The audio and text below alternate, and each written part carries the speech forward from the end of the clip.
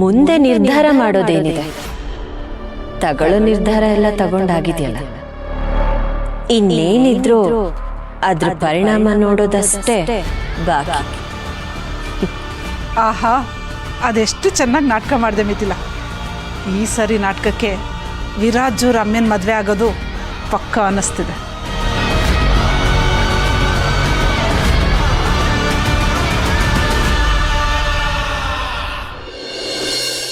ಮನೇಲೆಲ್ಲ ಮದುವೆ ಮದುವೆ ಅಂತ ಹಿಂದೆ ಬಿದ್ದಿದ್ದಾರಲ್ಲ, ಎಷ್ಟು ದಿನ ಅಂತ ಅವಾಯ್ಡ್ ಮಾಡೋಕ್ಕಾಗತ್ತೆ?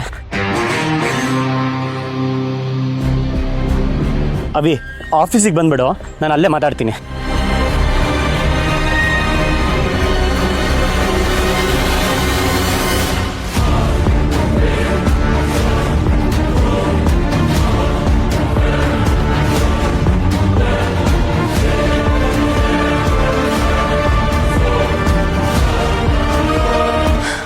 ಹೇಗೋ ಬೇಗ ಬಂದಿದ್ದೀನಿ, ಕೆಲಸನೂ ಬೇಗ ಮುಗಿಸ್ಕೊಂಡು ಹೋಗ್ಬೋದು.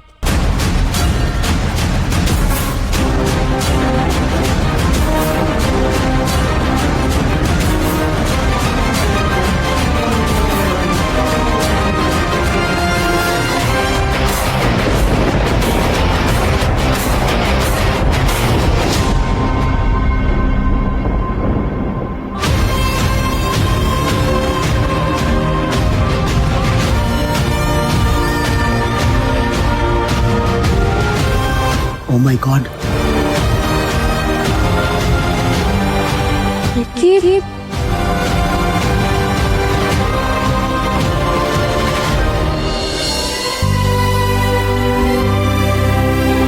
ಅಮ್ಮ, ಏನ್ ಮಾಡ್ತಾ ಇದೀಯ ನೀನು?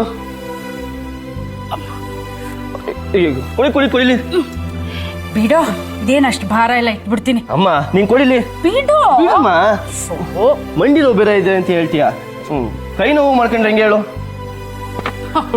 ಬಂದ್ಬಿಟ್ಟ ನನ್ನನ್ನೇ ಜೋರ್ ಮಾಡಕ್ಕೆ. ಅಲ್ಲೋ, ಇಡೀ ಮನೆ ಭಾರನ ನೀನೊಬ್ನೇ ಹೊತ್ಕೊಂಡಿದ್ಯಾ. ಅಂಥದ್ರಲ್ಲಿ ಅಷ್ಟು ಚಿಕ್ಕ ಭಾರ ಅದನ್ನ ಹೊರಕ್ ನನ್ಗೇನ್ ಕಷ್ಟನೇನು? ಅಮ್ಮ, ಮನೆಗೆ ದೊಡ್ಡ ಮಗ ಆಗಿ ನಾನು ಅಷ್ಟು ಮಾಡದೇ ಇದ್ರೆ ಹೇಳು. ನೀನ್ ಸುಮ್ಮನೆ ಬಾ, ಕೂತ್ಕೋ.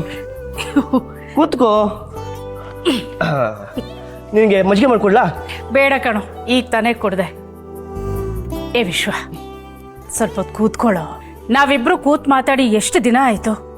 ಯಾವಾಗ ನೋಡಿದ್ರು ಕೆಲಸ ಅಂತಿರ್ತೀಯ, ಪುರ್ಸೊತ್ತೆ ಮಾಡ್ಕೊಳ್ಳಲ್ಲ ನೀನು. ನಾವಿಬ್ರು ಹೀಗೆ ಮಾತಾಡಿ ಎಷ್ಟು ದಿನ ಆಯ್ತು? ಇವನಾಗ ಫೋನ್ ಮಾಡ್ತಾ ಇದ್ದಾನೆ.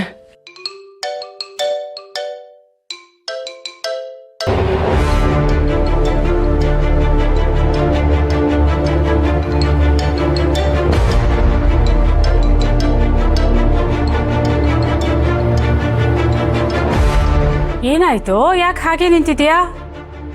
ಅಮ್ಮ, ನನಗೆ ಅರ್ಜೆಂಟ್ ಕಾಲ್ ಮಾಡಿದ್ದೆ, ನಾನು ಬರ್ತೀನಿ. ಫೋನ್ ಆಮೇಲೆ ಮಾಡು ಅಂತೆ. ಕೂತ್ಕೊಳ್ಳೋ, ಸ್ವಲ್ಪ ಹೊತ್ತು ಮಾತಾಡೋಣ. ಅಮ್ಮ, ಅರ್ಜೆಂಟ್ ಕಾಲಮ್ಮ, 2 ನಿಮಿಷ ಹಿಂಗೋಗಂಗೆ ಮುಲ್ತೀನಿ.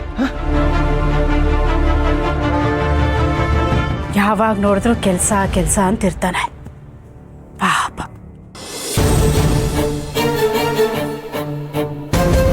ನಿಮ್ಗೆ ಇಲ್ಲೇನು ಕೆಲಸ? ಮನೆ ತನಕ ಹಾಕಿ ಬಂದಿದ್ದೀರಾ? ಬರೋ ಹಾಗೆ ಮಾಡಿದ್ದೆ ಯಾರು? ನೀನ್ ತಾನೆ. ಪ್ಲೀಸ್, ಇಲ್ಲಿ ಮಾತಾಡೋದು ಬೇಡ, ಬನ್ನಿ. ವಿಕ್ಕಿ,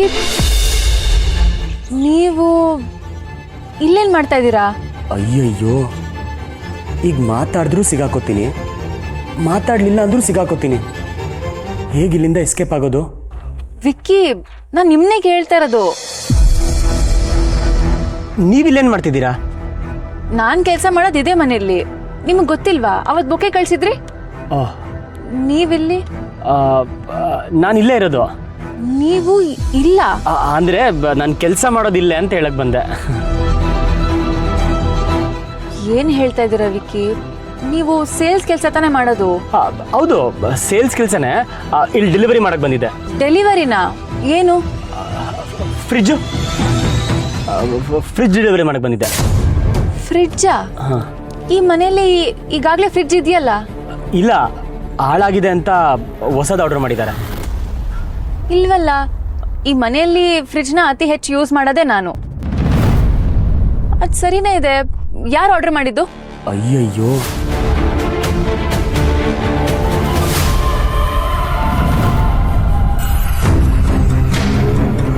ಮನೆ ಹತ್ರ ಬರಬೇಡಿ ಅಂತ ಎಷ್ಟು ಸಲ ಹೇಳಿ ನಿಮಗೆ? ಮನೆ ಹತ್ರ ನಾನು ಬರಬಾರ್ದು ಅಂದರೆ ಏನು ಮಾಡಬೇಕು ಅಂತ ನಿನಗೆ ಚೆನ್ನಾಗಿ ಗೊತ್ತಲ್ಲ. ಅದಕ್ಕೆ ನಾನು ಏನೋ ಒಂದು ಅರೇಂಜ್ ಮಾಡ್ತೀನಿ, ದಯವಿಟ್ಟು ನೀವು ಇಲ್ಲಿಂದ ಹೊರಡಿ. ಇಲ್ಲ, ನಿನಗಷ್ಟು ಟೈಮ್ ಇಲ್ಲ. ಇರೋ ಟೈಮಲ್ಲಿ ನಾನು ಏನೋ ಒಂದು ಮಾಡ್ತೀನಿ, ದಯವಿಟ್ಟು ಮನೆ ಹತ್ರ ಬರೋದನ್ನ ಇಟ್ಕೋಬೇಡಿ. ಮನೆಯವ್ರಿಗೆ ನನಗೆ ಗೊತ್ತಾದರೆ ನನ್ನ ಜೀವನ ಓದಂಗಿರುತ್ತೆ. ಅಷ್ಟು ಭಯ ಇರಲಿ.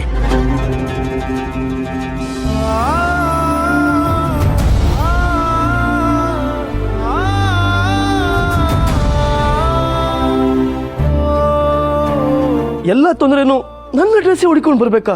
ಛೇ,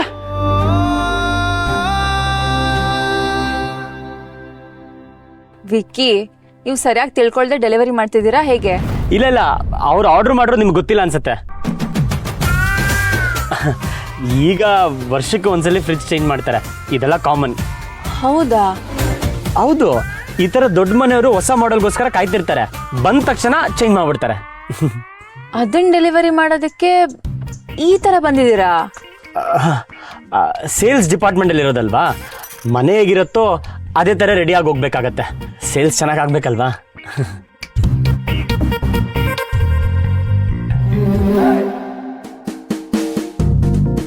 ನಿಮ್ಗಿದು ಓಕೆನಾ, ಈ ತರ ಬಟ್ಟೆ ಹಾಕೊಳ್ಳೋದು? ಏನು ಮಾಡೋಕ್ಕಾಗತ್ತೆ, ನಮ್ಮ ಬಾಸ್ ಏನು ಹೇಳ್ತಾರೋ ಅದನ್ನ ಮಾಡಲೇಬೇಕಲ್ವಾ? ನನಗೂ ಹೀಗೊಂದ್ಸಲ ಶ್ರೀಮಂತರ ಸ್ಟೇಟಸ್ಗೆ ಸರಿ ದೂಗೋ ಹಾಗೆ ಬಟ್ಟೆ ಹಾಕೋ ಪರಿಸ್ಥಿತಿ ಬಂದಿತ್ತು.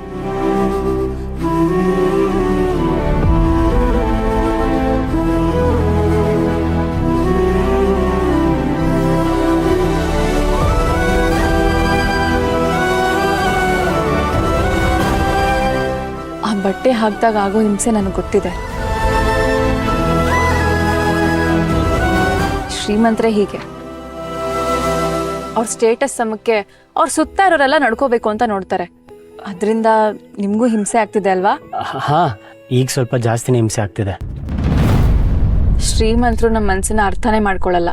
ಅವ್ರು ಹೇಳ್ದಾಗೆ ಬಟ್ಟೆ ಹಾಕೋಬೇಕು, ಅವ್ರು ಹೇಳ್ದಾಗೆ ಕೇಳಬೇಕು. ನಮ್ಮ ವಾಸ್ತವನ ಶ್ರೀಮಂತರು ಅರ್ಥನೂ ಮಾಡ್ಕೊಳ್ಳೋದಿಲ್ಲ, ಒಪ್ಕೊಳ್ಳೋದು ಇಲ್ಲ. ನಮ್ಮನ್ನ ನಮ್ಮ ಹಾಗೆ ಇರಕ್ಕೆ ಬಿಡಲ್ವೇನೋ ಅನ್ಸ್ಬಿಡುತ್ತೆ. ನೀವು ಹೇಗಿದ್ದೀರೋ ನಮ್ಮ ಮನೆಯವರು ಹಾಗೆ ನಿಮ್ಮನ್ನು ಒಪ್ಕೋಬೇಕು, ಆ ಥರ ಮಾಡ್ತೀನಿ. ಅದೇ ನನ್ನ ಗುರಿ.